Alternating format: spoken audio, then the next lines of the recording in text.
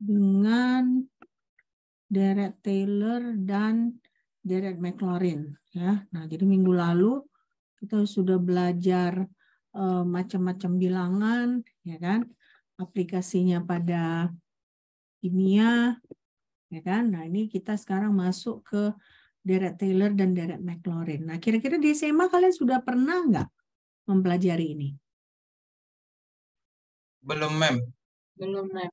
Belum, Mem. Belum pernah. Nah, jadi kalaupun misalnya ini awal-awalnya kalian masih bingung, jangan langsung patah semangat ya. Jadi kita coba pelajari teorinya dulu. Nah, nanti minggu depan kita coba latihan-latihannya supaya kalian makin mahir ya. Nah, jadi ini kita mulai dengan deret Taylor dan deret Maclaurin. Oke, nah jadi kalau kita berbicara deret Taylor dan deret Maclaurin, kita mulai harus dengan deret pangkat. Ya. Jadi misalnya kita punya suatu deret fungsional. Nah, deret fungsional itu dilambangkan dengan SX. Ya. Nah, SX ini sama dengan A0, G0X, nah, ditambah A1, G1X, ditambah A2, G2X, nah, ditambah lagi A3, G3X, dan seterusnya. Ini panjang nih. Nah, makanya disebut deret ya. Nah, jadi ini masih panjang lagi, tapi tidak perlu kita sebutkan. Jadi kita hanya bisa sebutkan mungkin sampai term keempat atau paling banyak term kelima gitu ya. Nah, ini kan dia di sini disebutkan sampai term ketiga ya. Nah, kalau kita punya X sebagai variabel independen, ya kan? Nah, berarti A0, A1, A2, A3 ini kita sebut sebagai koefisien. Yang nantinya kalau kita misalnya disuruh menentukan deret suatu fungsi, nah kita harus tentukan berapa nilai A0 ini. Nah, berapa nilai A1 ini, berapa nilai A2, berapa nilai A3. Ya. Nah, sementara G0, G1, G2 ini kita sebut sebagai fungsi dasar.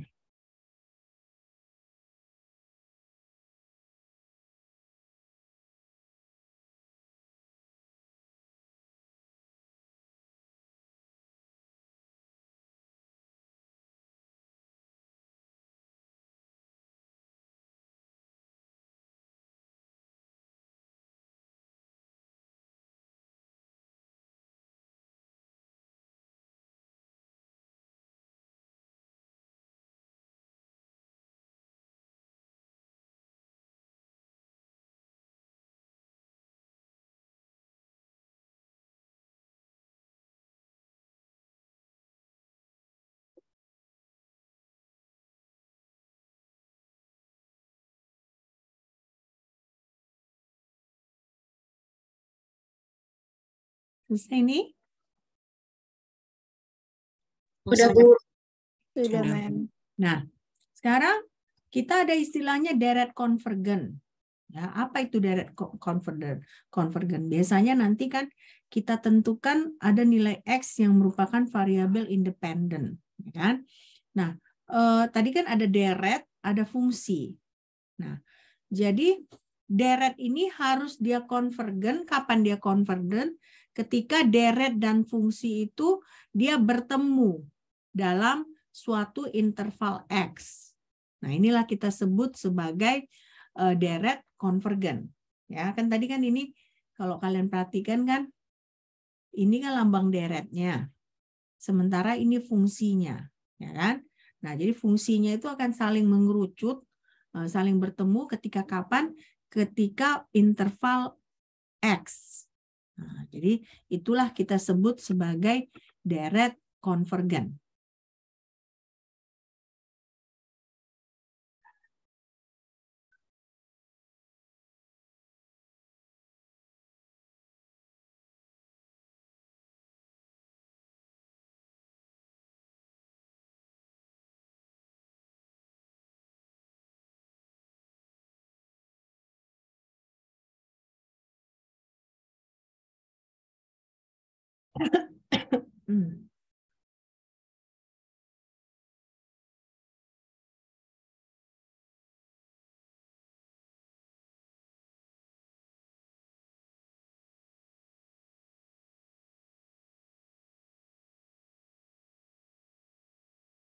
Ngomong-ngomong kita minggu depan udah offline ya? Iya, Mem. Iya, Bu. Tri, udah ada ruangannya nggak? Udah ditentukan nggak ruangannya di mana? Di roster udah ada, Bu. Apa? Di mana? Ya, Bu. Kita pindah kita jadinya ke pagi ya, 9 berapa? 9.40 ya?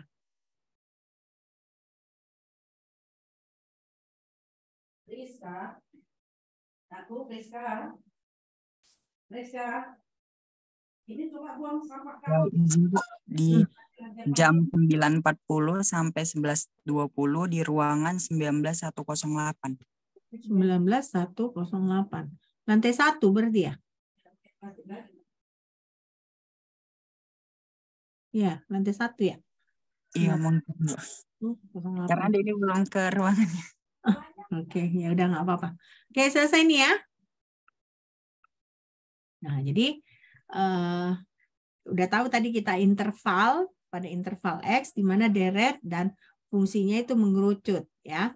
Nah, di sini selain dia konvergensi ya, konvergen, nah, dia juga harus seragam. Ya, jadi makanya disebut konvergensi seragam. Nah, ini jadi berarti deret fungsional itu ya, dia seragam dan konvergen pada interval X. Nah, interval X. Nah, nanti memang kalian masih bingung-bingung ini apa sih maksudnya, ini apa sih maksudnya. Nanti sesudah ada contoh soalnya, nah baru kalian mulai sedikit-sedikit mengerti. Jadi kita pelan-pelan coba pelajari ini ya.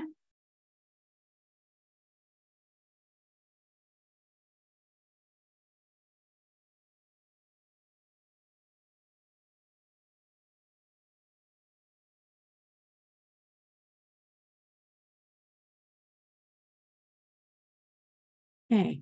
Nah, jadi konvergensi dan seragam dan sifat matematik berarti kalau dia deretnya itu konvergen, nah baru seragam. Nah, jadi berarti nanti ada beberapa sifat matematika yang dapat kita gunakan ya, terutama itu nanti di pelajaran gas dan termo atau kinetika ya. Ada beberapa penyelesaian problem itu harus menggunakan deret Maclaurin atau deret Taylor. Nah, jadi ada 2 problem ya. Nah, berarti tahapan dalam menyelesaikan deret ini sebenarnya ada dua problem yang harus kita solve. Nah, yang pertama itu kita harus menemukan nilai berapa koefisiennya. Ya kan tadi kan ada A0, A1, A2. Nah, itu nanti tahap pertama yang kita lakukan untuk menentukan deret suatu fungsi itu adalah kita harus menemukan nilai koefisiennya. Nah, tapi syaratnya ya koefisien itu harus agar fungsinya terwakili dengan tepat. Nah, itu yang pertama. Nah, yang kedua, kita harus menemukan interval mana. Nah, sehingga deret tersebut konvergen. Nah, jadi ada nilai koefisien pertama, kedua di mana intervalnya. Sehingga deret tersebut dia konvergen.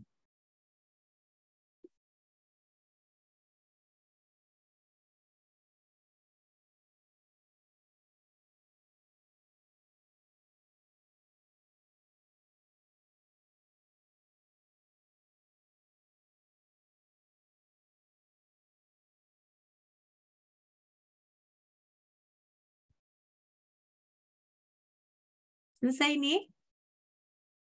Sudah, Bu. Udah, Bu. Oke. Nah, pertama, deret Maclaurin. Jadi ada 2 deret yang mau kita pelajarin kan, deret Maclaurin dengan deret Taylor. Nah, deret Maclaurin ini bisa kita sebut deret fungsional, tapi deret fungsional yang masuk dalam deret pangkat. Nah, pada deret McLaurin ini akan ada variabel independen yang dipangkatkan sebagai fungsi dasarnya.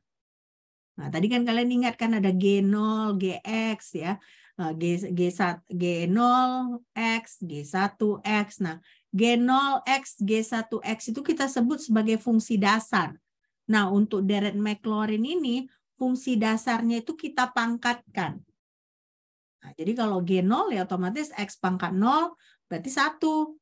Nah, kalau G1 berarti X. Nah, G2 berarti X pangkat 2. G3 berarti X pangkat 3. Dan seterusnya. Nah, inilah yang kita sebut sebagai deret McLaurin. Nah, nanti kan selanjutnya kita pelajari apa beda antara deret McLaurin dengan deret Taylor. Ya. Jadi pokoknya sekarang deret McLaurin dia adalah deret pangkat di mana variabel independennya dipangkatkan, ya. Nah, itu berfungsi sebagai fungsi dasar. Nah, jadi variabel itu dipangkatkan dan dia itu menjadi fungsi dasar, ya. Oke. Nah, jadi ini kita lihat nih persamaan 2. Jadi fx, nah ini fungsi, ya kan?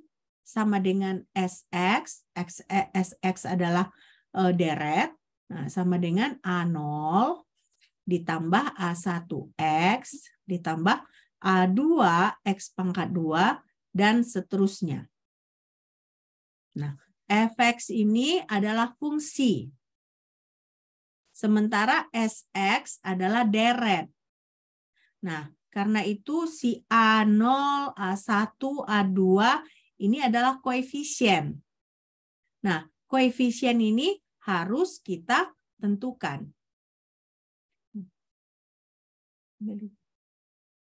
Sampahnya di bumi. Oke.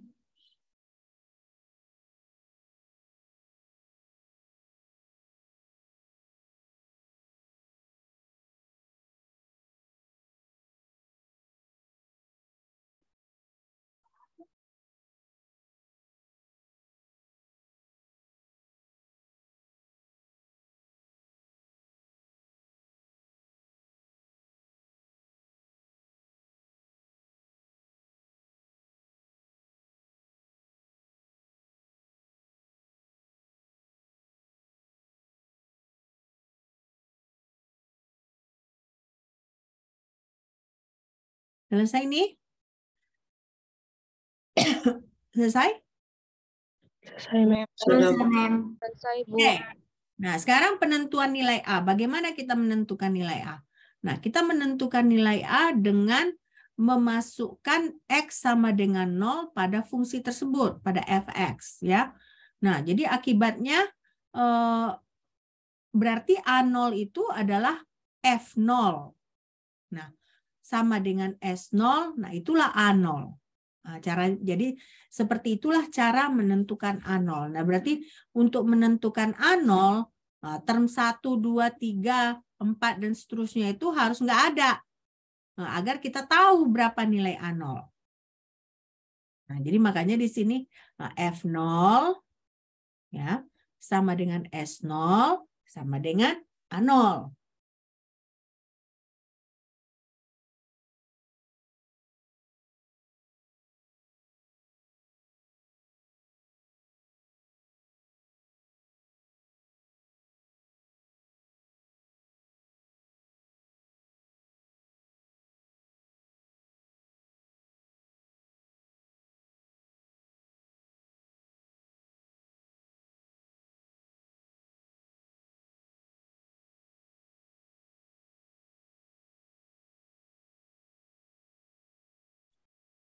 Selesai nih? Sudah, Bu. Sudah, Bu. Nah, berarti kan kita udah tahu cara menentukan A0. Nah, sekarang berarti kita tahu deret McLaurin itu adalah deret pangkat. Nah, deret pangkat.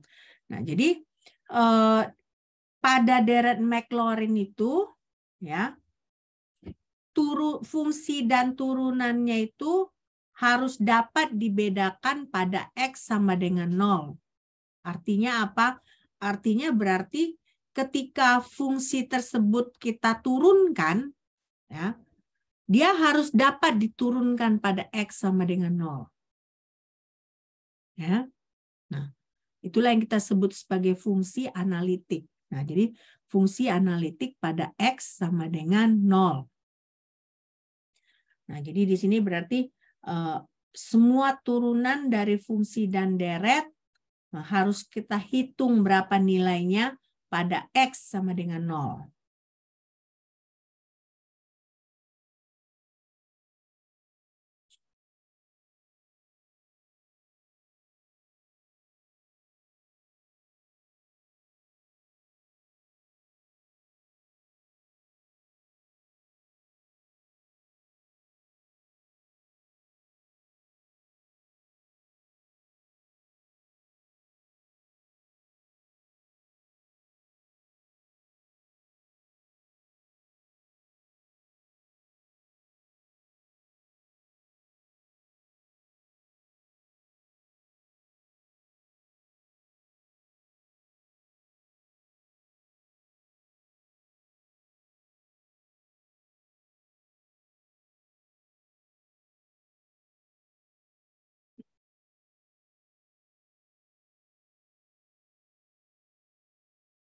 Selesai nih?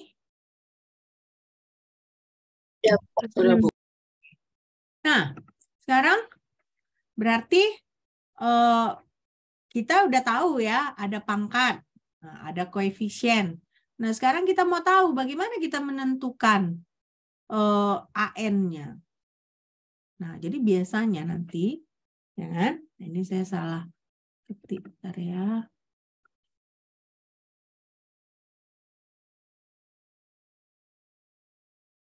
Bentar ya.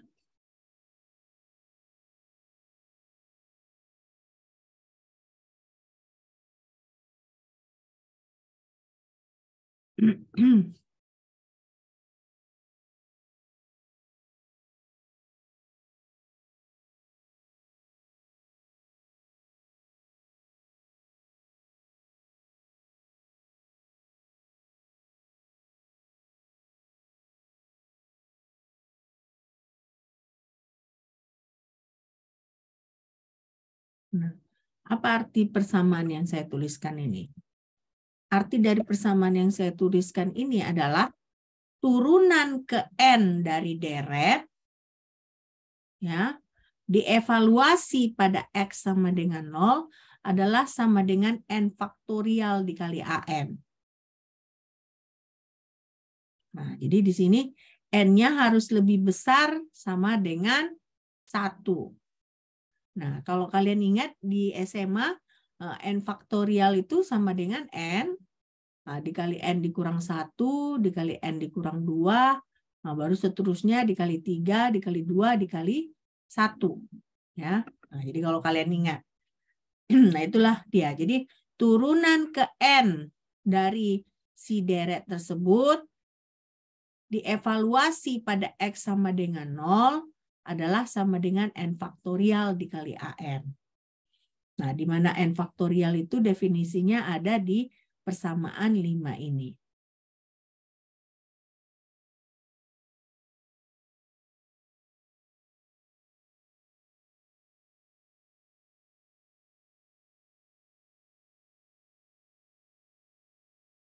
Nah, kalau saya tanya, 0 faktorial itu sama dengan berapa? 0 faktorial. 1. 1. Ya. 0 faktorial itu adalah sama dengan 1. Ini udah selesai? Sudah Bu. Nah, ya. Nah, sekarang ini kan definisinya. 0 faktorial itu sama dengan 1. Nah, jadi berarti kalau kita mau ditanyakan AN itu apa? AN itu adalah sama dengan 1 per N faktorial dikali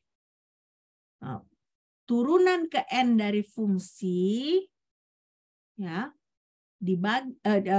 turunan ke N dari fungsi dievaluasi dari X sama dengan 0.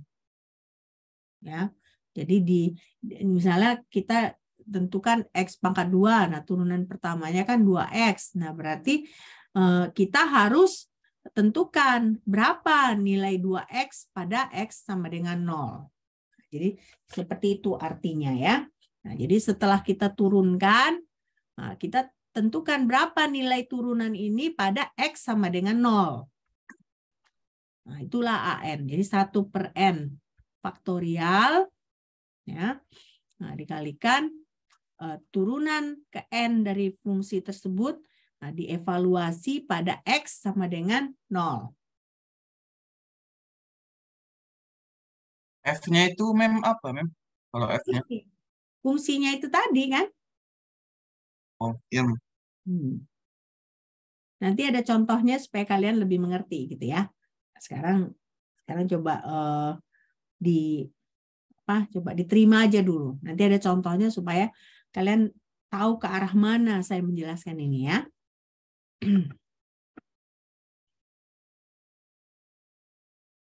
Selesai ini? Hah? Sudah, Mem. Ya. Oke. Nah, jadi berarti ini kan tadi persamaan 6 tadi kan? Ingat persamaan 6 tadi apa? Persamaan 6 ini adalah yang ini. Nah, persamaan 6 ini ya kan? Itulah deret pangkatnya. Deret pangkat. Nah, kenapa dia disebut deret Maclaurin? Karena dia koefisiennya itu ya bisa diwakili dengan fungsi di sekitar X sama dengan 0. Nah, berarti dia konvergen pada X sama dengan 0. Nah, itulah artinya deret Maclaurin. Ya.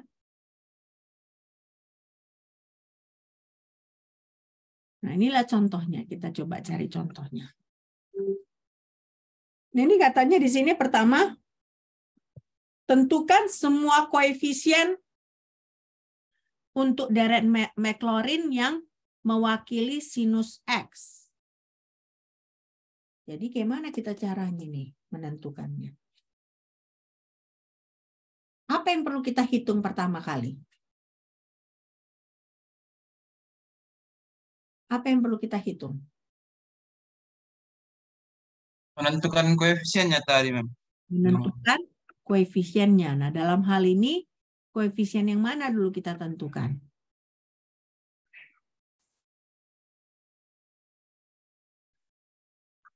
Koefisien yang ini. Ya. Nah, jadi berarti kan fx-nya apa tadi? Di sini, di soal itu. Sin X. Sin X. X, ya kan? Nah, fx-nya sinus X, berarti kita mau cari A0 dulu. Benar nggak? Nah, A0 pada X sama dengan 0. Berarti yang perlu kita tentukan adalah F0. Berapa A0-nya kalau begitu? Karena F0 itu sama dengan A0. Jadi berapa A0-nya? Berapa A0-nya? Sinus 0 itu berapa? 1. Sinus 0 1. Pastikan dulu. 0, Mem. Sinus 0 itu 0. Nah, berarti A0-nya sama dengan 0. Nah, coba kalian catat. A0-nya sama dengan 0. Nah, bagaimana kita menentukan A1?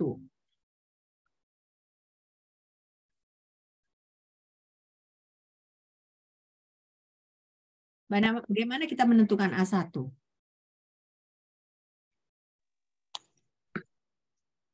Pakai yang persamaan 6 itu ya, Mem? Ini persamaan 4 ini. Nah, bagaimana kita menentukan A1? A1 adalah turunan pertama dari fungsi tersebut, ya kan? Nah, dievaluasi pada X sama dengan 0. Nah, jadi berapa A1-nya? Apa turunan sinus X? Cos X. Cos X. Cos X. Nah, kalau kita evaluasi pada X sama dengan 0, berarti? Jadi 1. Jadi 1. Berarti A1-nya sama dengan 1. Nah, kan sudah mulai kalian tahu kan? Nah, itu A1. Nah, sekarang A2. Gimana kita mencari A2?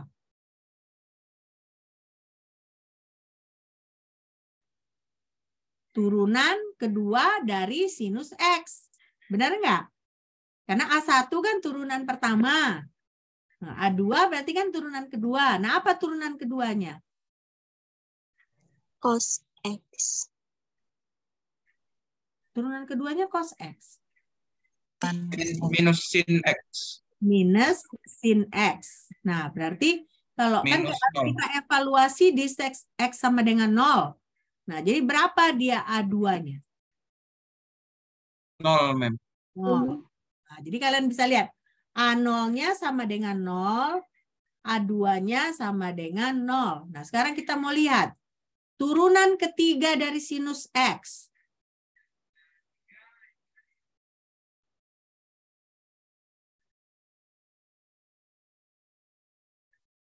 Berapa? Apa turunan ketiga dari sinus X?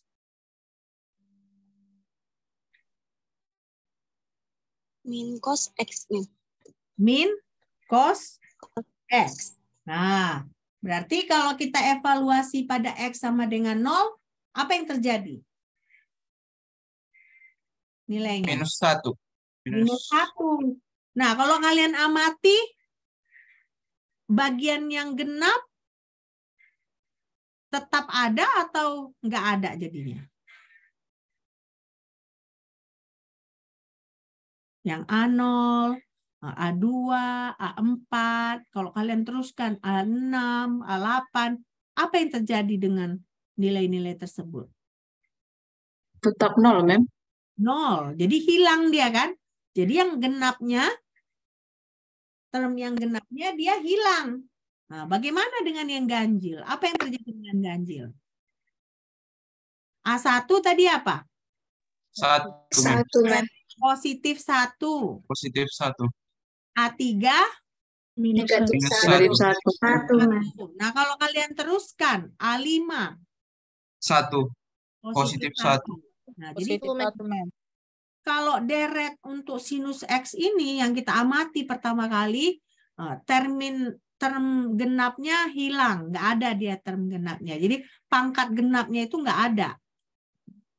Tinggal pangkat yang ganjil. Nah, tapi pangkat yang ganjil pun dia alternate antara positif 1 dan negatif 1. Nah, jadi kalau kalian jabarkan berarti deret Maclaurin dari sinus X itu sama dengan apa? Ingat, ini tadi kan harus kalian pakai rumus yang ini. Nah, jadi deret Maclaurin-nya itu bagaimana? Bagaimana jadinya? Ini kan ada 1 per n faktorial. Ya kan? Jadi apa sinus X itu? Untuk deret Maclaurin.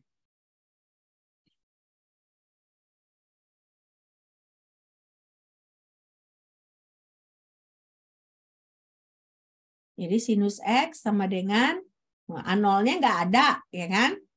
Nah, A1-nya 1. Jadi sama dengan apa dia? X, Mem. X. Good. Nah, baru A2-nya ada nggak? Nggak ada, Bu. Nggak ada. Nah, berarti kalau yang term ketiganya jadi apa? Min X pangkat 3 per 3 faktorial, Bu. Jadi negatif 1 per 3 faktorial X pangkat 3. Ya kan? Nah, baru yang term keempat ada nggak? Nggak ada, Mem. Ada, Bu. Ada, Mem. Nah, jadi term kelima jadinya apa?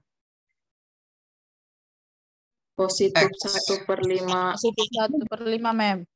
Nah, positif 1 per 5 faktorial X pangkat 5 dan seterusnya. Nah, jadi seperti itulah caranya kita menentukan deret Maclaurin untuk sinus X, ya. Nah, jadi hal pertama yang kita kerjakan, kita hitung berapa F0, A0. Nah, A0 itu bagaimana menghitungnya? kita hitung F0, berarti sinus 0 itu berapa? Dapat 0. Nah, berarti di sini A0-nya sama dengan 0. Nah, A1-nya bagaimana? Nah, berarti kita turunkanlah si Fx, turunan pertamanya.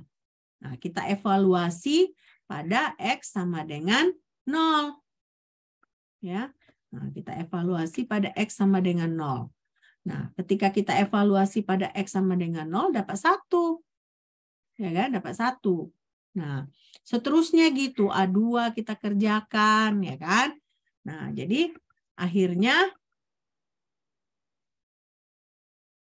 nah, ini kan kita teruskan gini kan? Kita ada pola pengulangannya kan? Nah, karena ada pola pengulangannya itu, nah, akhirnya sinus X itu adalah X dikurang 1/3 faktorial X pangkat 3, ya kan? Ditambah 1/5 faktorial X pangkat 5. Nah, ini dikurang 1/7 X faktorial X pangkat 7 dan seterusnya. Nah, jadi di sini pangkat yang negatif hilang. Tinggal pangkat yang negatif, pangkat yang genap. Ya. Nah, tinggal pangkat yang ganjil. Nah, pangkat yang ganjil pun dia alternate antara positif, negatif, positif, negatif. Ya, inilah yang namanya deret Maclaurin untuk sinus X. Ya, jelas nggak?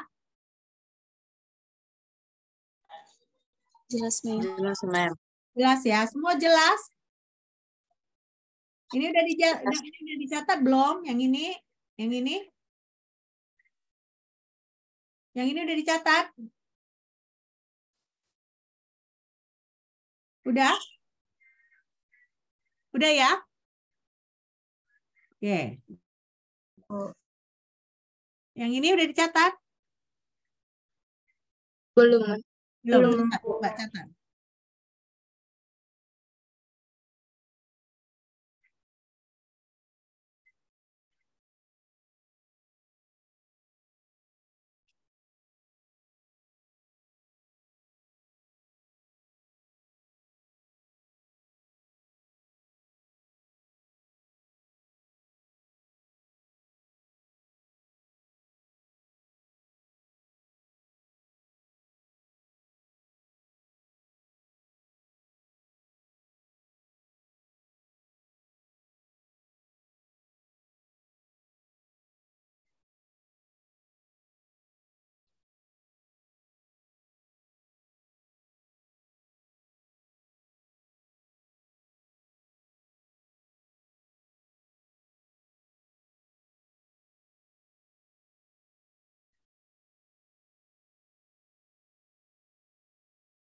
Selesai ini? Selesai? Selesai, Mem. Nah, ini mau dicatat?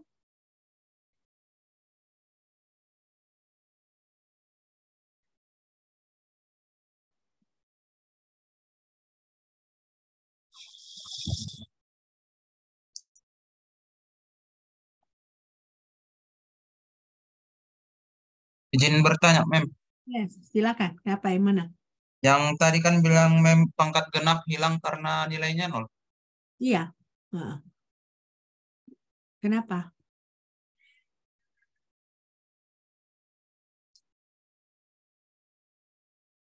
Kenapa, Raja? Oh, nggak ada, Mem. Itu aja. Oh, iya.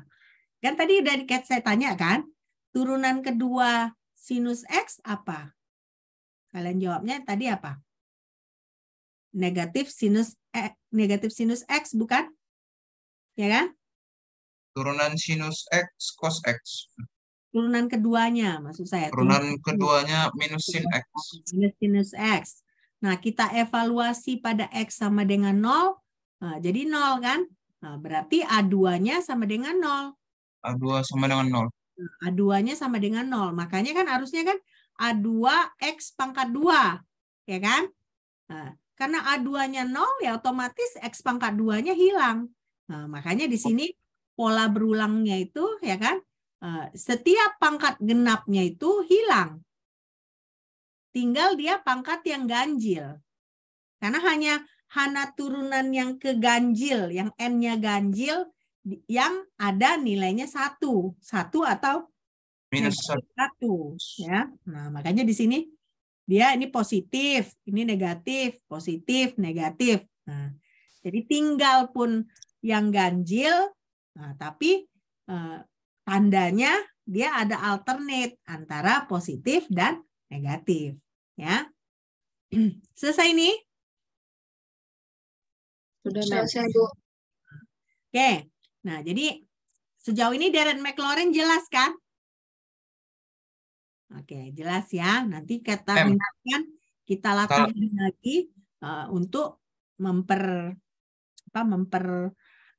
ya, memperkuat kejelasan kalian. Jadi minggu depan kita banyak latihan, oke? Nah, tapi minggu ini kita belajar teori dulu. Nah, sekarang kita lihat Darren Taylor. Darren Taylor itu SX sama dengan A0 ditambah A1 dikali X dikurang H ditambah A2 dikali X dikurang H pangkat 2. Nah, kalian perhatikan 2 pangkat 2 ditambah A3 X dikurang H pangkat 3 dan seterusnya. Nah, persyaratannya H tidak boleh sama dengan 0. Jadi H tidak sama dengan 0. Agak berbeda dengan Darren McLaurin. Benar enggak? Darren McLaurin kan tadi X pangkat A0, A1X, A2X pangkat 2, A3X pangkat 3. Nah, ini dia ada dikurang H. Jadi bedanya tadi kalau yang tadi si Darren McLaurin, kita evaluasinya pada X sama dengan 0. Nah, tapi kalau untuk Darren Taylor, kita evaluasinya pada X sama dengan H. Nah, di mana H dia tidak boleh sama dengan 0. Nah, itu bedanya.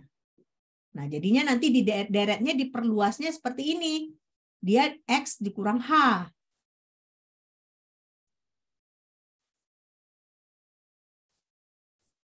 Mem, izin bertanya, Mem. Nah, Kalau X sama dengan H, berarti yang di dalam kurung ya 0 ya, Mem? kenapa? Kalau misalnya X dikurang H, berarti 0 lah nilainya. Enggak, bukan seperti itu maksudnya. Ini nanti bentukannya gini, tapi nanti maksudnya kita turunkan, nah yang kita masukkan itu nilai H-nya. Ya. Bukan maksudnya H dikurang H, jadi 0 H dikurang H, jadi 0. Itu bisa juga itu untuk kita menentukan berapa A0-nya. Ya. Nah, tapi bukan maksudnya ini semua nanti jadinya seperti itu, bukan itu pengertiannya ya. Nah, jadi Ya, maksudnya nanti turunannya itu, jadi turunan pertama, tadinya kan kita turunan pertama kita evaluasi pada X sama dengan 0, benar nggak? Yang tadi kan, yang Darren McLaurin. Nah, ini nanti turunan pertama, nah, kita evaluasi pada X sama dengan H. Bukan lagi X sama dengan 0. Ya, Mem. Tadi cuman dikira nilai X itu nanti sama dengan H gitu aja.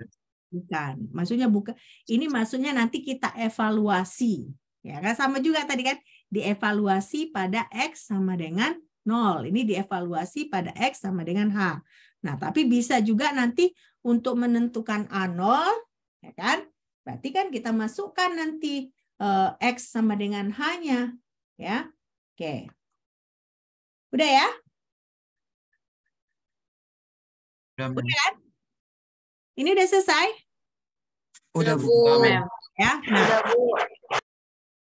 Nah, sekarang kita mau tahu kenapa kita menggunakan kapan kita menggunakan Darren McLaurin, kapan kita menggunakan Darren Taylor. Nah, tadi Darren McLaurin kan kita gunakan ketika fungsi dan deret itu kita harus bisa bedakan pada X sama dengan 0. Atau misalnya pengertian lain, Darren McLaurin digunakan ketika fungsi tersebut bisa kita turunkan pada X sama dengan 0. Nah, contohnya tadi sinus X kan. Nah, sinus X itu kita turunkan jadi cos X. Benar nggak?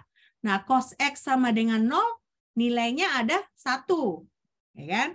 Nah, Tapi ada nanti fungsi-fungsi yang ketika kita turunkan, nah, dia itu nilainya infinity pada X sama dengan 0. Nah, contohnya apa? Contohnya ln X. Ln X itu turunan pertamanya apa? 1/X, Mem. 1/X. Nah, kalau kita masukkan X sama dengan 0, nah, 1/0 itu nilainya kan infinity kan? Nggak ada nilainya kan? Maksudnya nilainya infinity. Nah, karena itu fungsi-fungsi seperti ini yang ketika kita turunkan, baru kita evaluasi pada X sama dengan 0 tidak bisa, itu kita harus memakai deret Taylor. Tidak bisa kita memakai deret Maclaurin. Ya, jadi kalian bisa bedakan kan? Nah, jadi kalau misalnya sinus X, ya kan? Kita turunkan jadi cos X, kita evaluasi pada X sama dengan 0, ada nilainya 1. Tapi ln X kita turunkan, dia jadi 1/X, nah, kita evaluasi pada X sama dengan 0, itu nilainya infinity. Berarti deret Maclaurin tidak bisa dipakai untuk fungsi ln X. Nah, berarti artinya apa? Berarti kita harus mencari interval X sama dengan H tadi. Nah, karena nilai 0 nggak bisa. Jadi yang kita cari harus yang nilai H. Oke? Jelaskan sampai di sini? Oke. Jelas, Mem. Nah, jadi ini penjelasan saya. Jadi ln X, ya kan? Turunan pertamanya adalah 1/X. Nah, kalau kita ganti X sama dengan 0 atau X menuju 0, dia jadi tidak terbatas. Ya. Nah, jadi makanya tidak ada deret Maclaurin untuk ln X. Nah, jadi kita hanya bisa memakai deret Taylor. Nah, karena itu kita harus menentukan nilai positif H-nya.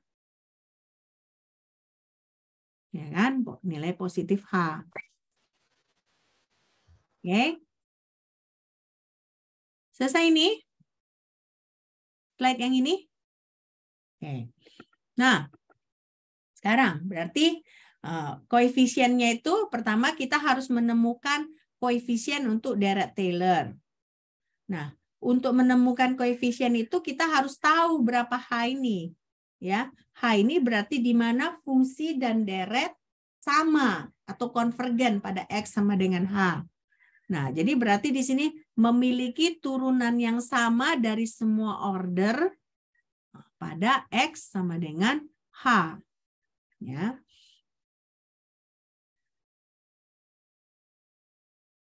Oke.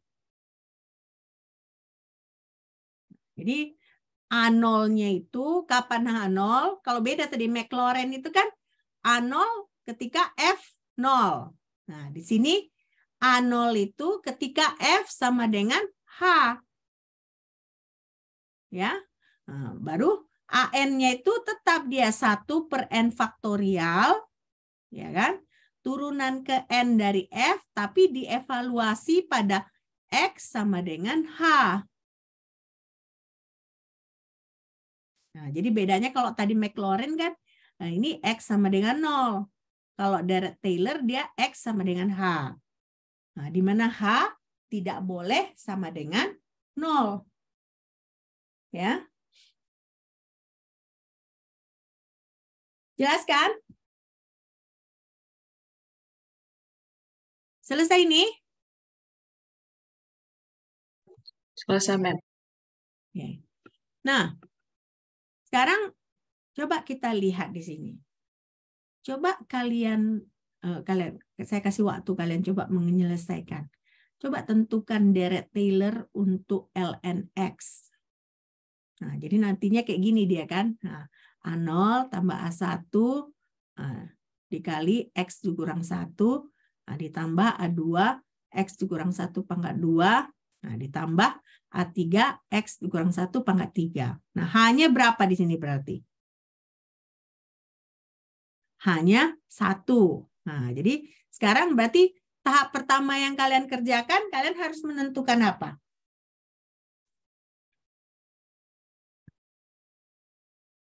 Tahap pertama yang harus kalian kerjakan, kalian menentukan apa? A0-nya, Mem. Ya, A0-nya. Jadi A0-nya berapa dia berarti?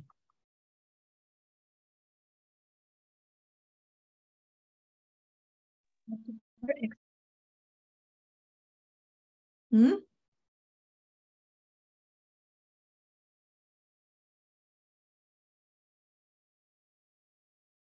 A0-nya bagaimana penentuannya berarti?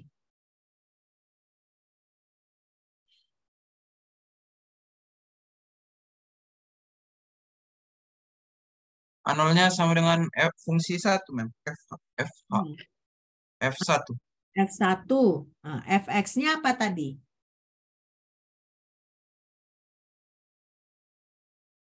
A0-nya 1, Mem. Hah? 1. Masa 1? Jadi Fx-nya yang mana maksudnya, Mem, itu? inilah Fx-nya ln X. Berarti ln1, Mem. Nah, ln1. ln1 sama dengan apa?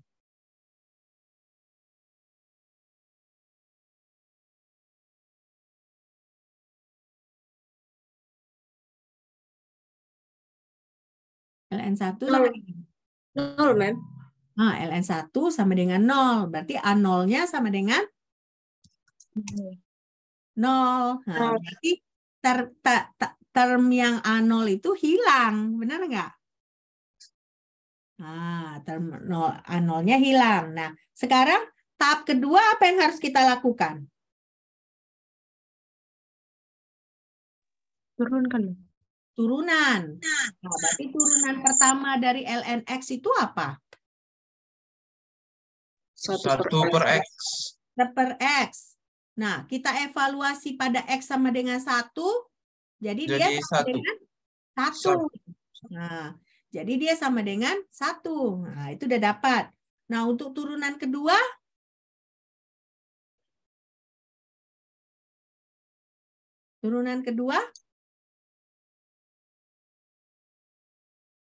berarti turunan kedua dari ln X itu berapa? Minus 1 per X kuadrat, Mem. Minus 1 per X kuadrat. Nah, kita evaluasi pada X sama dengan 1, dapatnya? Minus 1, Mem. Minus 1. Ya, jadi hasilnya minus 1. Ya. Nah, dapat. Ketiga,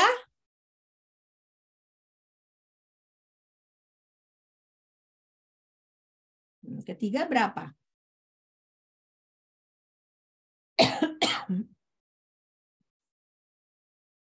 Turunan ketiga? 2 per X pangkat 3, Mem. 2 per X pangkat 3 dievaluasi pada X sama dengan 1, jadinya 2, Mem. 2, Mem. 2. Nah, 2 ya. Nah, jadi kalian lihat di situ, kalian A0-nya hilang, ya kan? Nah, term pertama jadinya apa hasilnya?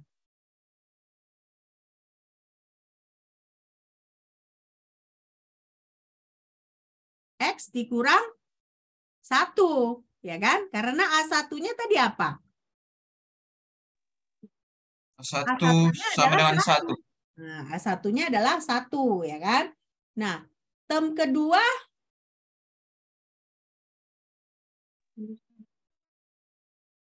yang jelas dia X dikurang 1 pangkat 2, ya kan? Nah, tapi A-nya, A1-nya? A1-nya 1. Itu tadi, Mem. Negatif 1 per 2, ya kan? Negatif 1 per 2. Nah, jadi X dikurang 1 dikurang setengah X dikurang 1 pangkat 2. Nah, sekarang bagaimana dengan term ketiganya? Tadi kan dapat kan A3-nya berapa dapatnya tadi? 2, Mem. 2, ya kan? 2. Jadi jadinya positif 2, benar nggak? Positif 2 kan? Jadi termnya itu jadinya tambah berapa? Tambah apa jadinya? X dikurang 1 pangkat X 3 kurang 1. dikali? 2. Oh, masa dikali 2? Dikali 1. 3, Mem. sepertiga. Ya. Oke, good. Ini si Yonaria kayaknya udah ngerti ya prosesnya ya. Nah, good. Oke. Nah, jadi kita ulangin ya. Nah, jadi di sini ya kan kita tentukan istilah pertamanya pada X sama dengan 1.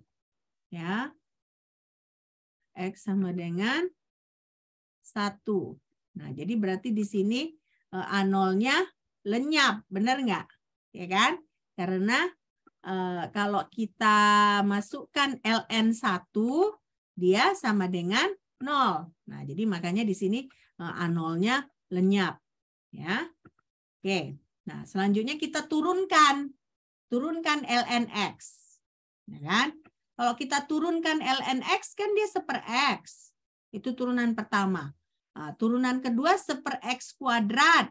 Nah, ini kalau kita masukkan X sama dengan 1 jadi 1. Nah, ini kalau kita masukkan X sama dengan 1 jadi negatif 1. Ya kan? Turunan ketiganya kan 2 dibagi X pangkat 3.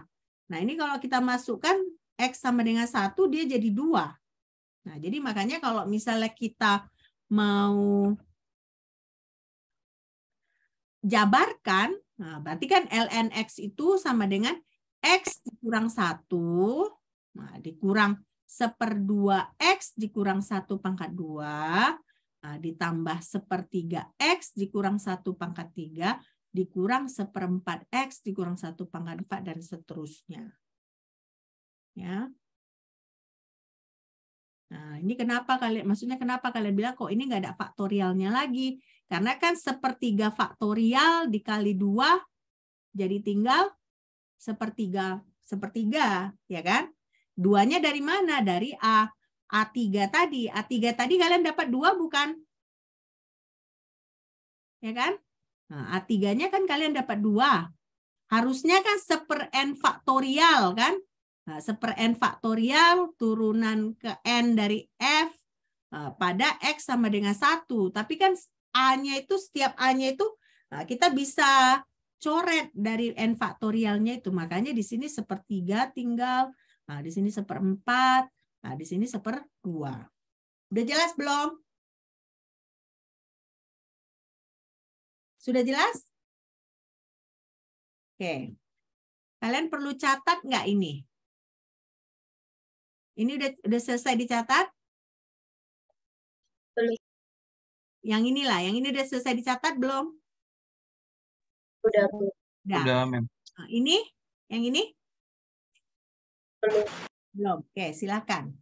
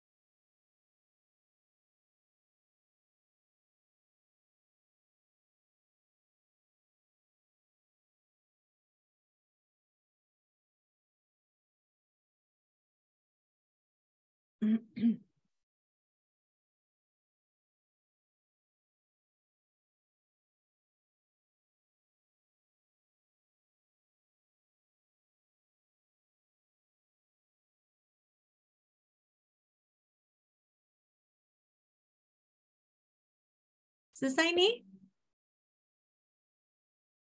Belum?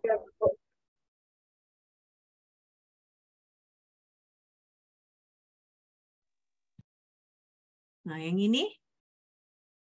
Ini perlu dicatat? Perlu, Mem. Perlu. Silakan, catat.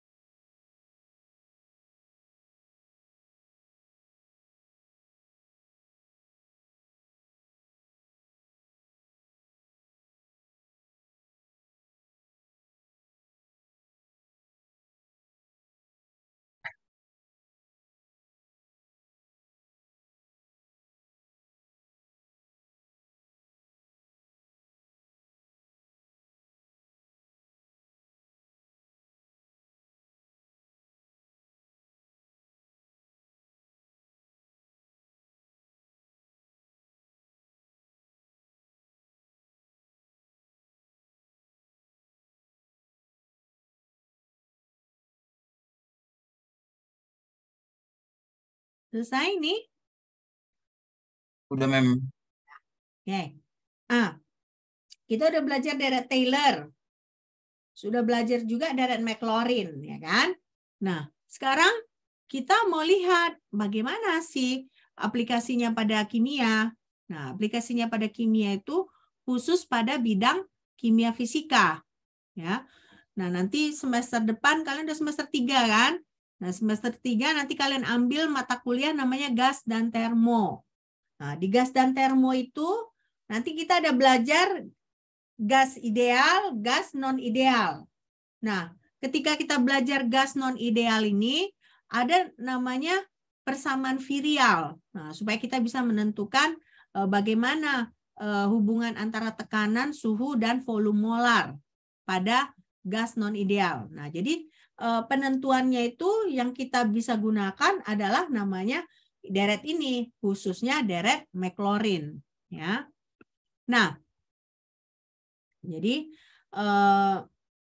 dalam kimia fisika, ya, nanti ada beberapa aplikasi deret pangkat. Nah, apa contohnya? Contohnya ketika kita mau mempelajari perilaku gas non-ideal.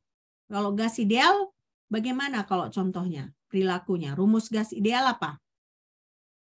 PV sama dengan NRT. Nah, PV sama dengan NRT. Nah, PV sama dengan NRT ini nggak bisa kita gunakan untuk non-ideal. Ya, karena kan kalau misalnya gas ideal itu kan kita asumsikan interaksi antara molekul itu sama atau sama sekali tidak ada interaksi. Sementara kalau kita mau berbicara nyata, gas nyata nggak mungkin sama interaksi molekul itu.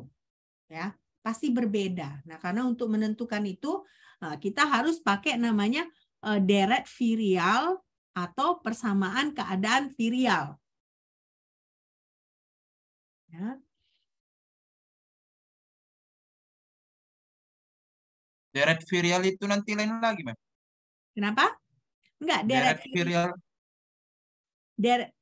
Deret virial ini merupakan bagian dari deret Maclaurin. Nah, jadi kita sebut juga persamaan keadaan virial. Ya.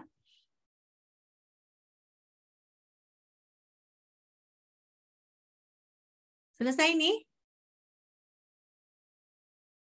Selesai?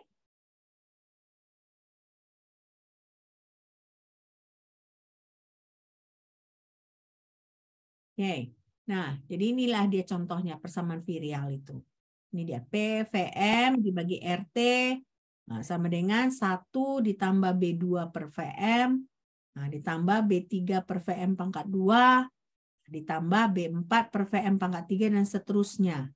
Nah, P ini apa? P tekanan, Vm adalah volume molar dari gas, T adalah suhu absolut, nah biasanya dalam Kelvin, R ini adalah konstanta gas ideal. Ya, konstanta gas ideal. Tapi ini adalah persamaan virial untuk gas non-ideal.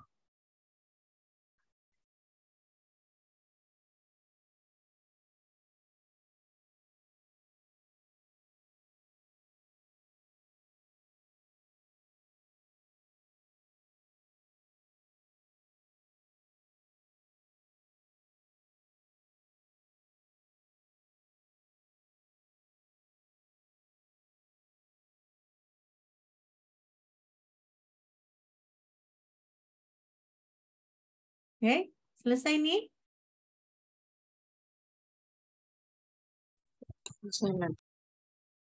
Oke.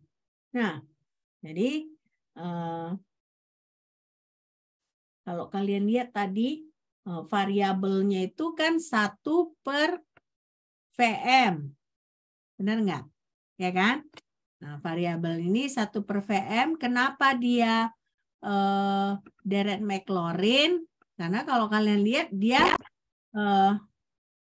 tidak ada hanya, ya kan?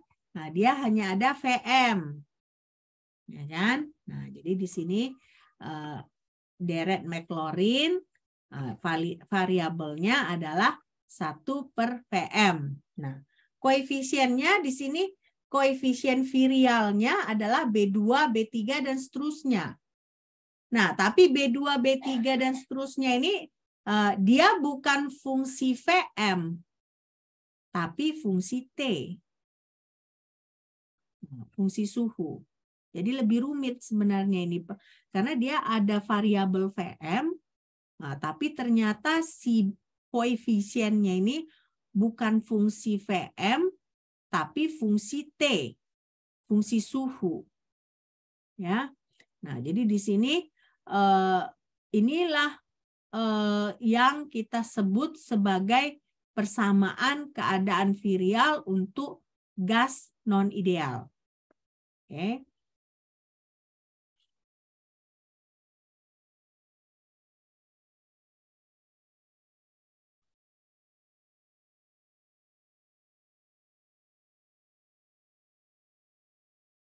Nah, sekarang kan kalian lihat tadi ada B2, ada B3, ada B4, ya kan? Nah, kalau kita mau hitung hanya mampu secara teori atau secara eksperimental kita hanya mampu menghitung sampai B2. Ya, B3, B4 seterusnya itu tidak mungkin bisa terhitung. Nah, karenanya persamaan 8 tadi, ya kan, kalian udah tulis kan tadi persamaan 8, dia akan terpotong menjadi persamaan 9. Nah, jadi makanya di sini dia jadi PVM dibagi RT. Nah, di sini kalian lihat tidak sama dengan, tapi mendekati 1 tambah B2 per VM. Nah, kenapa? Karena B3, B4 itu tidak bisa ditentukan secara eksperimental maupun secara teoritis. Ya, jadi makanya di sini ada pemotongan persamaan 8 menjadi persamaan 9.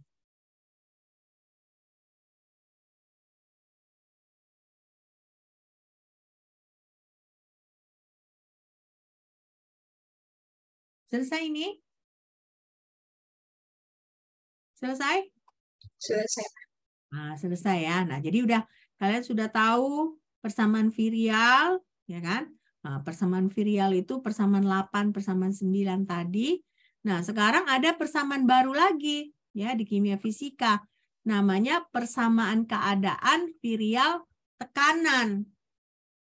Nah, ini persamaan virial keadaan tekanan itu bedanya kalau kalian lihat di sini dia bukan PVM dibagi RT. Nah, dia PVM. Nah, PVM sama dengan RD, ya kan? Ditambah A2 dikali P, ditambah A3 di pangkat 2, nah, ditambah A4 pangkat P dikali P pangkat 3. Nah, inilah persamaan 10. Nah, ini persamaan 10 ini kita sebut persamaan keadaan virial tekanan. Nah, ini merupakan deret Maclaurin pada tekanan. Ya. Nah, ini juga ada nanti pada suatu keadaan dia terpotong lagi sama seperti persamaan 9. Ya. Oke, sampai di sini apa ada pertanyaan? Apa ada pertanyaan? Persamaan virial masuk nanti mem ujian. Tanya Enggak dulu kan? lah, masa tanya nanti lah, nggak tahu ya. Kita nggak tahu masuk apa enggak. Oke, tapi kan perlu kalian pelajari karena nanti pun di gas dan termo kalian akan pelajari, ya. Oke? Selesai ini? Selesai, Bu. Selesai. Nah, sekarang ini contohnya. Bisa nggak kalian tunjukkan bahwa sebenarnya koefisien A2 pada persamaan 10 itu sama dengan koefisien B2 pada persamaan 8? Bagaimana caranya?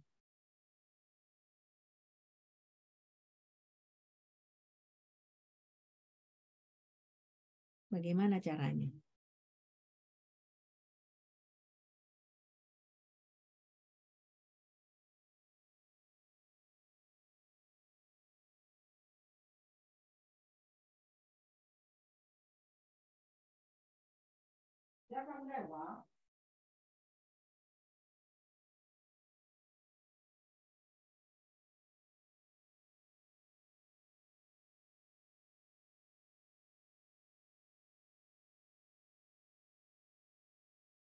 Apa yang bisa kita kerjakan di sini pertama-tama? Kalau persamaan 10 tadi, kan dia kan ada bedanya itu dia ada PVM sama dengan RT, ya kan? Nah, RT sama dengan RT ditambah A2P, nah, ditambah A3P pangkat 2 ditambah A4P pangkat 2. Nah, sekarang pertanyaannya, bisa nggak kita tunjukkan kalau ternyata persamaan koefisien A2 itu pada dasarnya sama dengan koefisien B2. Jadi bagaimana kita mengerjakannya ini?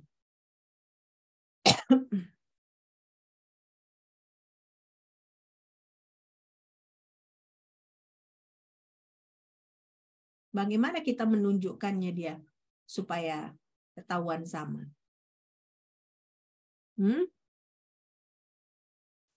Huala tahu nggak? Bisa kasih saya ide nggak?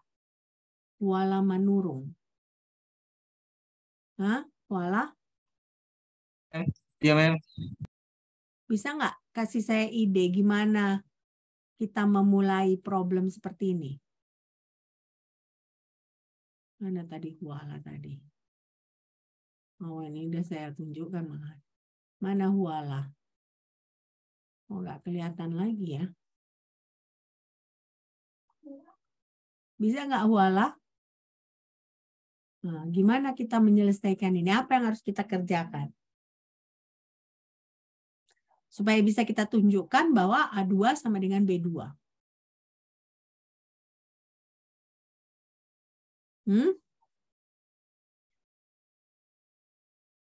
Atau ada yang lain yang punya ide? Nah, ada nggak yang lain yang punya ide?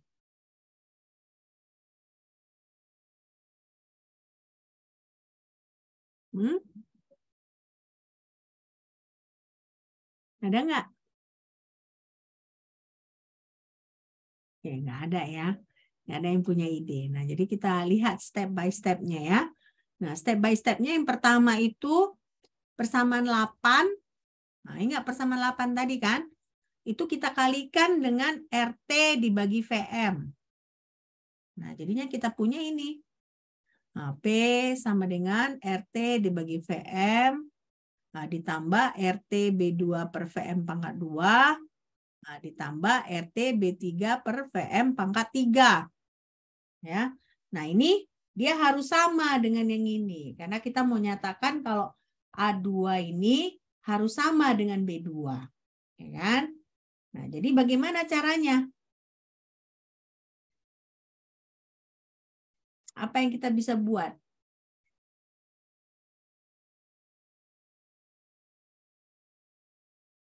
Coba catat dulu ini. Coba catat. Udah dicatat belum?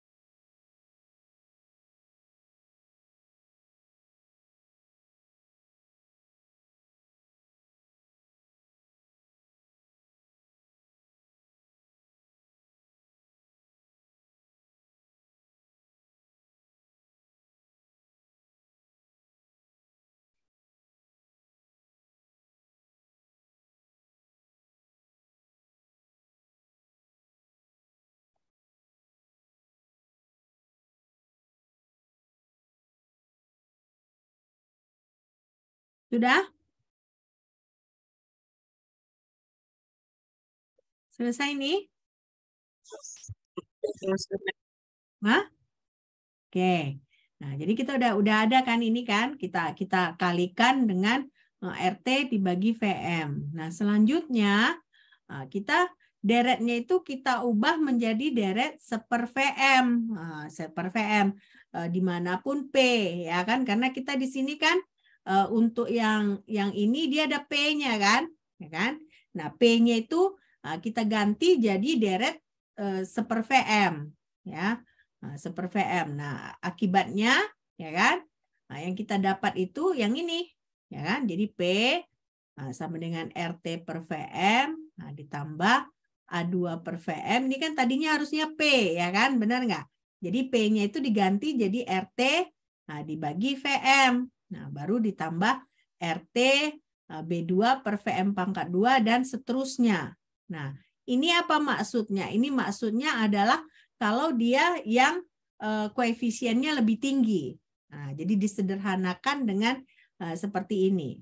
Ya, jadi makanya ini yang nilai ini bisa kita abaikan. Kan tadi kan kita sebutkan di persamaan 8 ya, itu bisa terpotong jadi persamaan 9 ya kan. Nah, ini sama juga. Nah, jadi kita potong. Kenapa? Karena dia semakin rumit kalau diikutkan ya. Jadi ini hanya menyatakan dia order yang lebih tinggi. Nah, jadi makanya turun lagi dia jadinya persamaan seperti ini.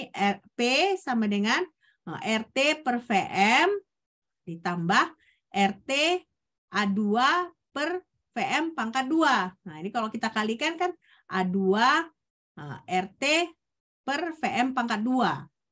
Ya. Nah, ini kalau kita masukkan ke dalam. Nah, ini jadinya kita ignore yang order lebih tinggi, kita ignore karena kita hanya mau menunjukkan walah kamu ketawa-ketawa, ditanya nggak tahu, tapi ketawa-ketawa. Kayak mana kayak gitu? Ditanya nggak tahu. Saya jelaskan tidak mendengarkan. Nah. Kayak mana kayak gitu? Dari tadi saya perhatikan kamu ketawa. Ditanya nggak tahu. Saya bukan dosen yang mau cari muka ke mahasiswa ya. Jadi kalau saya rasa kamu nggak layak lulus, saya bisa tidak luluskan kamu. Ya, ini bukan pelajaran gampang-gampang. Serius saja kamu, belum tentu kamu bisa kerjakan. Apalagi kita ujiannya offline. Ya, walah. Jadi tolong saling menghargai. Saya menjelaskan, dengarkan. Jangan ketawa-ketawa di situ. Saya di sini serius menjelaskan. Saya buang-buang uang bayar Zoom. Nah, supaya kalian bisa nyaman. Supaya apa? Supaya bisa rekam, upload, supaya kalian bisa ulang. Nah, kamu ketawa-ketawa di situ. Saya catat nama kamu ya. Sembarangan aja orang udah capek-capek ngajar, kamu ketawa-ketawa lagi di situ. Nah, ketawa lagi kamu kan?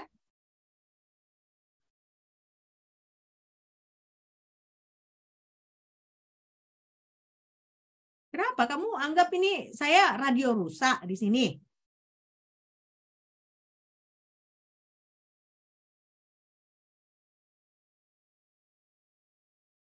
Oke. Nah, jadi selanjutnya kita lihat di sini P sama dengan RT dibagi VM sama dengan RT A2 dibagi VM pangkat 2. Nah, dari sini kita bisa lihat bahwa memang ternyata ya kan A2 itu sama dengan B2.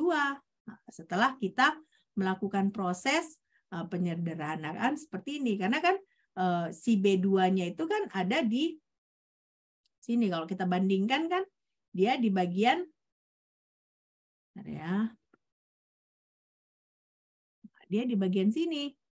Nah, berarti kalau dari situ kan kita lihat kan tadi RT A2 dibagi VM pangkat 2, ya kan?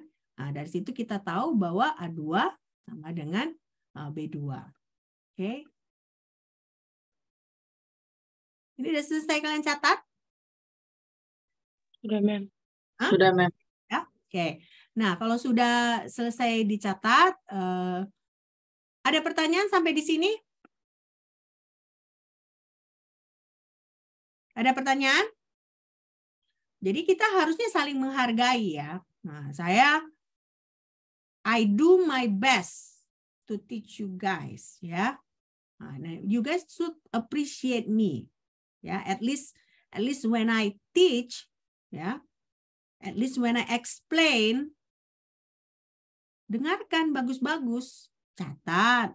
Kenapa? Karena ini pelajaran kalian dengarkan bagus-bagus pun belum tentu kalian ngerti. Apalagi kalian sambil ketawa-ketawa tidak mencatat. Nah, gimana nanti kalian ujian? Yakin bisa ujiannya? Nah, jadi nanti jangan nanti kalau saya kasih E atau paling nggak saya kasih C, nah, jangan komplain-komplain. Kenapa kamu di kelas pun kamu nggak mendengarkan? Ya, oke? Oke, ya udah. Kalau tidak ada pertanyaan lagi, sampai jumpa minggu depan. Nah, nanti Tri tolong info ke saya ruangannya di mana ya. Ingatkan saya lagi ya. Nah, minggu depan kita pagi hari ya, balik pagi hari. Jadi pertemuan 567 nah kita bertemunya di pagi hari. Oke? Ya udah. Sampai jumpa minggu depan. Bye.